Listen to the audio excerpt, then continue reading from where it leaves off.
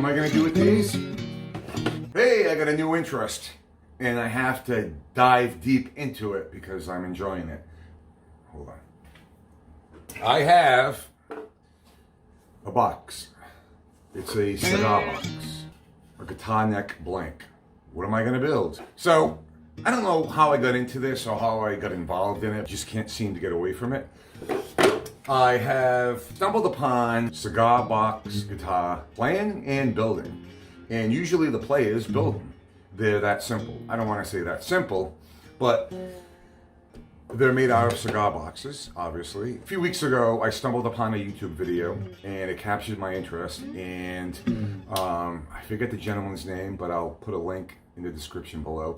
He basically builds guitars, and he has a side hustle and he sells them on the side. But he's a great player, and he's an enthusiast of that whole cigar box following, if you will. CBGs is what they call them, I guess. So I stumbled upon it, and I'm like, well, I really like that, because it's different, something that I don't know much about. So I did some research. The cigar box originated in the early to mid 1800s, from what I'm understanding. I think the earliest illustration of cigar guitar box are two guys, Civil War soldiers, playing these homemade guitars, or fiddles, I think is what they termed it back then. And then they kind of gained popularity in like the 1930s, the Great Depression era, where out of necessity to want to play a guitar, they would build them out of household items or whatever they could find to build them. And the more traditional body of the guitar was a cigar box. What I found out of this is that you can get these relatively cheap or for nothing at all, the actual cigar boxes. And I actually called around, I called around. So my first thought was, well, I'll call my local cigar retailer, I guess, the storefront. And there's quite a few in my area. And I've done, I've gone online, you can get them online, but you got to pay for them. But if you call your local retailers, or cigar box bars, they call them, you can actually go in and have some booze and you can smoke cigars in there. And generally they sell them as well. So I called a few of those places. We have piles of them in the back. So I'm like, all right, I'll come. I don't know what I'm looking for, but just a box, I guess. So, what I found is, there are different qualities of box. Some are made out of pressed cardboard, and others are made out of wood, laminated top, plywood top and hardwood sides. And that's what I was more interested in, the actual wood. So, funny story is one of the places I called, they're like, yeah, come on down, they're free, you can have at it. I get there, and he's got literally piles of them down in the basement of the store. And he took me downstairs and said, this pile you can have. You can take whatever you want from this pile. Don't touch this pile. And again, I'm not a cigar smoker, and I don't know much about cigar boxes, but that kind of piqued my interest. That pile over there, I'm like, why doesn't he want me to take those? So I did go through the pile on the left, the one that he said I could have added at for free. And, there are some good quality boxes. Nice graphics and some nice little hardware, hinges and graphics on the inside. I like the rectangular shaped ones for whatever reason. A lot of the cigar box guitars are built out of squares as well, but for whatever reason I like the rectangular shapes. And so that's one size. They come in various sizes. This one's a small square, but it's nice and it's got a deep box. This is, probably 2.5 inches deep. Here's another one, similar size, a little more of a rectangular shape. Nice box joints. They're really nice. And this was about 3 inches thick. I like that one, but the one I will be using is this guy right here. And I kind of grabbed this from a pile he told me not to take. So this is a Padron, and it's roughly 12 inches long by about 8 inches wide. Again, it's got a plywood top and solid wood sides. And it's nice and deep, and I'm more partial to this shape in this size box, so I'll probably go with this one. The neck that I'm going to be using is a neck blank I made out of mahogany probably 10 to 12 years ago, and for whatever reason I never ended up using it. I think I kind of screwed up on it and threw it in the trash pile, but I ended up taking it out of the trash pile and just kind of taking it with me over the years. But it's mahogany, it's straight grained, it's quarter sawn, so I think it'd be a great starting point for me to use this and incorporate that into my build. So follow along and let's go. I have a little box here that I have all sorts of guitar parts in from past projects and taking guitars apart. And I have everything from, you know, Fender Strat, pick guards to capacitors in here. I'm looking for guitar tuners. I have a few baggies of string tuners in here that I'm going to be using. I only need 3 of them. Because I found this tone knob and volume knob that I'll use. And I did order a 3-string pickup. Bought it on Amazon. $12. I did try it out and it does work. I'm not sure how it sounds. I'm not expecting a lot, but it is a pickup. It comes equipped and wired to a 1/4-inch output jack, which I'll be cutting off anyway because I need to wire up the volume and tone knobs. So, but I like this, and consequently, a little backstory on this, that when I first received it, I was looking at it and put it down, and my golden retriever took it and proceeded to put it in his water bowl. So it was submerged in water for about 5 or 6 hours, but I did try it. It seems to work, so we'll give it a try.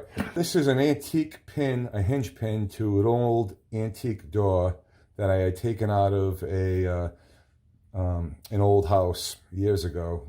And I kept the hardware, but I think I'm gonna try to incorporate this into the actual bridge.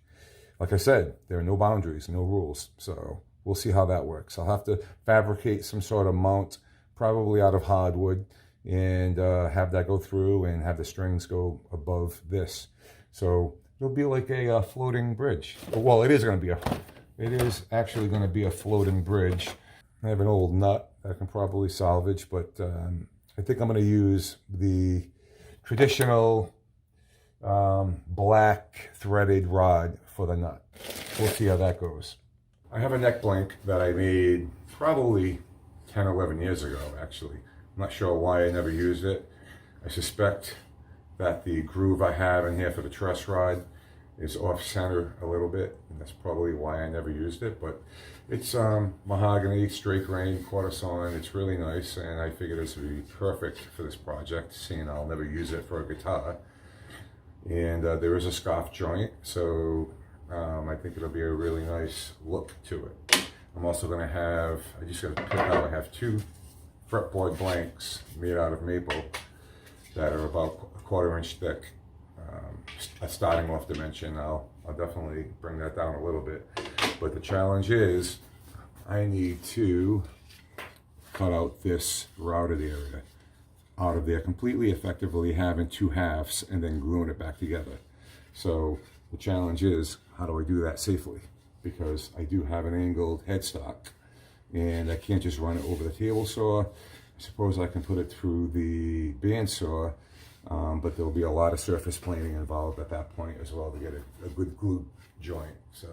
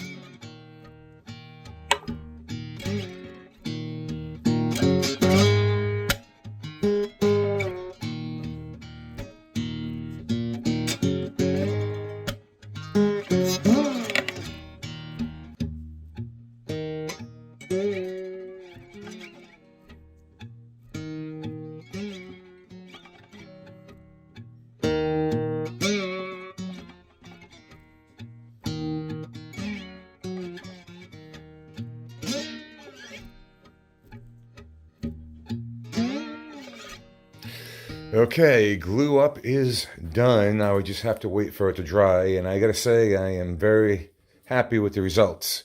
Better than I expected. Very minimal shifting in the two halves, the two pieces, and like I said, I didn't use clamping culls because it's going to be carved down anyway, so I'm not worried about marring the wood. So we'll let this sit and dry for a little bit, and we'll focus our attentions on the box. And don't you just love mahogany shavings? Nice.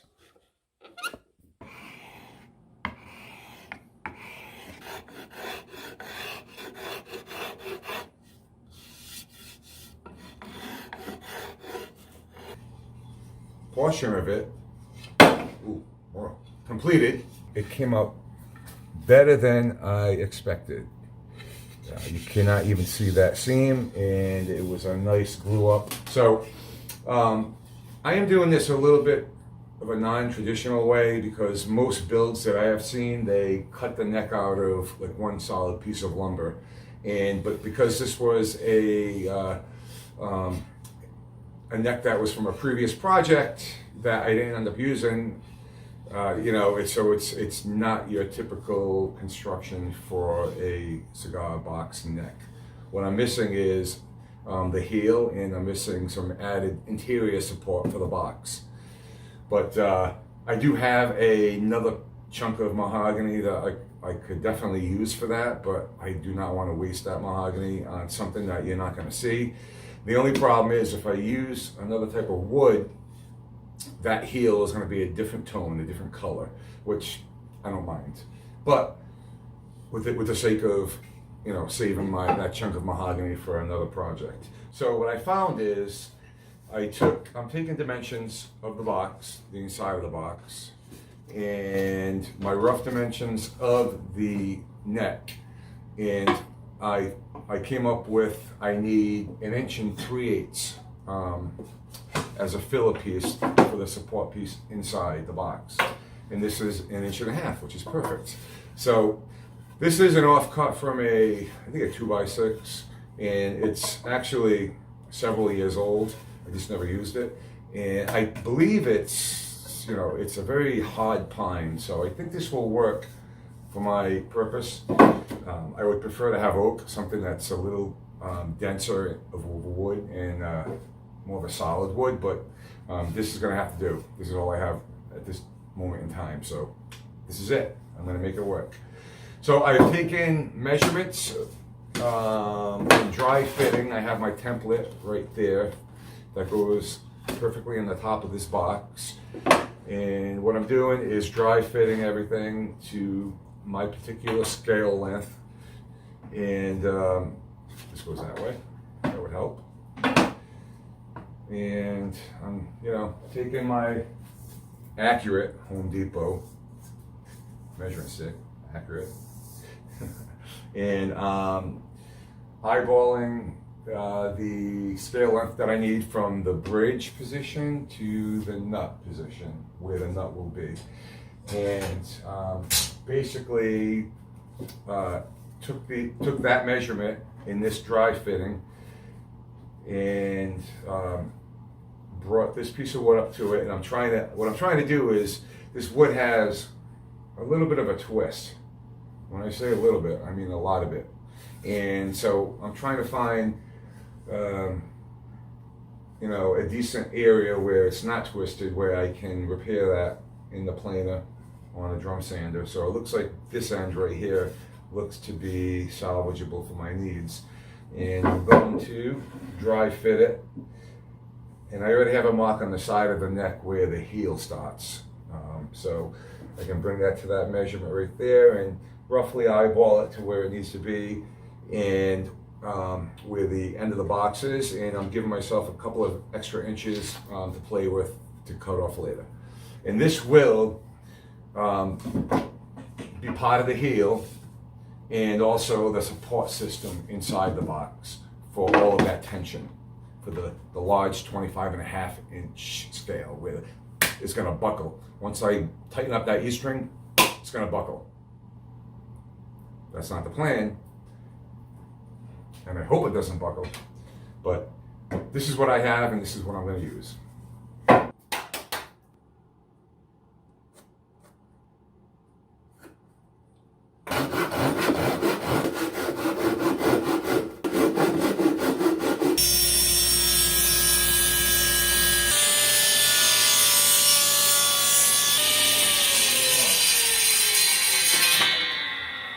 So I have it down, I have my blank cut down, shape, flat, smooth, and I have my witness line right there where I need this beginning angle to meet this piece of board.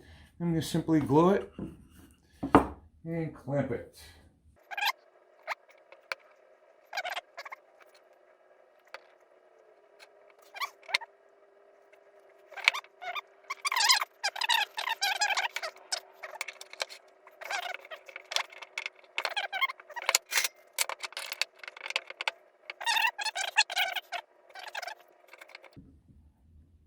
All right, we'll let that sit and dry, and we'll continue on with the box. I have to take a final measurement of where the actual neck and the heel goes into the box and start cutting that out. So while the glue dries on the neck, I'm going to focus my attentions on the box itself. I really haven't done much to it except to use it for measuring and mocking up. So what I need to do is get this lid off somehow. And these hinges, there are no screws in these hinges. So I would imagine that there are little pins that kind of just stick into the wood. This wood is relatively soft, so I shouldn't have a problem. The challenge is to, how do I take them out without damaging the wood around the hinges? Try with the bigger hammer.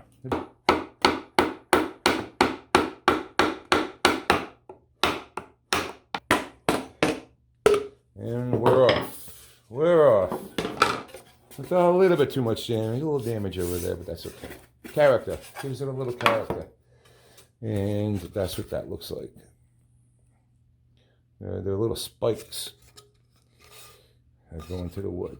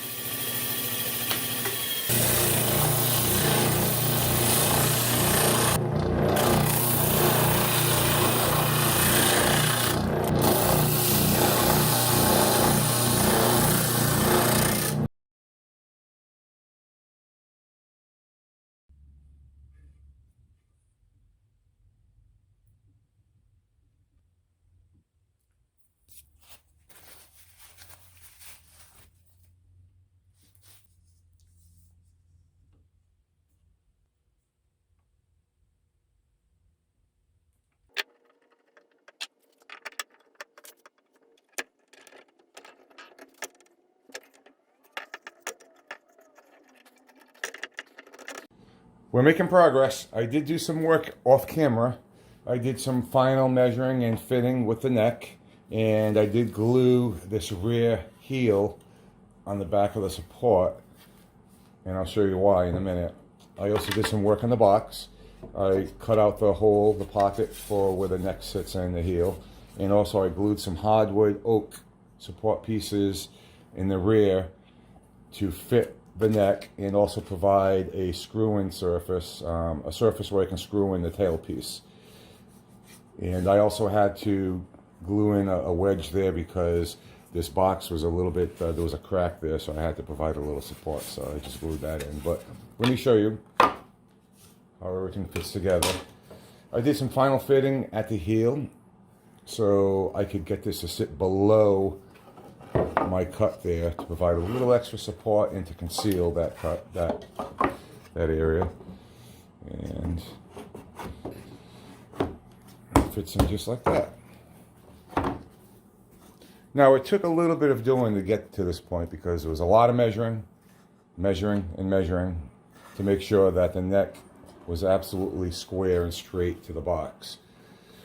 And I did have my trusty template with all my center points and locations of everything that's gonna be on the top of this box. So this is a good reference for me, but I needed to make sure that everything was centered and square. Now this is gonna be a little tricky right there. I decided last minute to put a little design at the end of the fretboard, and I wanted, for aesthetics reasons, I wanted it to overlap the actual box. And the box lid has hinges on the back, so it opens this way. So obviously I have to cut this out to go over that piece of the fretboard. It was just an aesthetics type decision on the fly, but I think it looks pretty decent. So this piece right here, this back piece right there, is solely there to support, to give added support in the back of this box, because this is where the business end is, where a lot of the tension will be downward. And I wanted to make sure that this whole area with these 3 glued-in blocks provides support to the lid back there, because I'm going to have my tailpiece mounted to the back of this box for the strings. And what I'll be using is this hinge.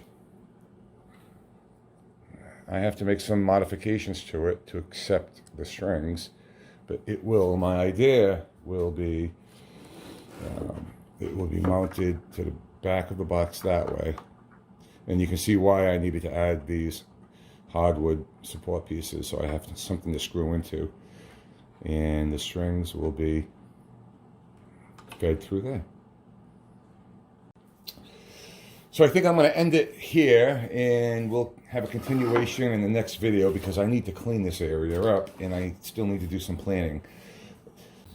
There's still a fair amount of work that needs to be done. Obviously, I need to shape this neck and bring it to my desired profile, and I also need to shape the headstock and mark the locations for the tuning pegs. And there's still some work to be done at the support piece back here as well.